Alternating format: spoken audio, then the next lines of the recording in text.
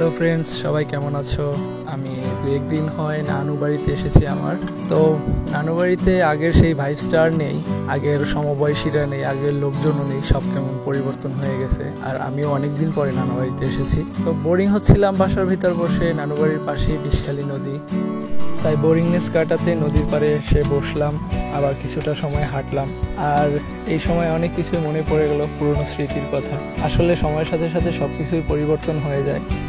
জানি না নানু বাড়িতে আবার কবে আসবো, শুধুমাত্র মেমোরিজের জন্য একটা মিনি ভ্লগ করে নিলাম। অ্যাকচুয়ালি আমি রেগুলার ব্লগার না, তাই ভিডিওটি ভালো নাও হতে পারে, কিন্তু এই নদী পাড়ের জায়গাটা আমার খুব প্রিয়। নানু বাড়িতে আসলে এখানে আসি, বসি, ভালো লাগে।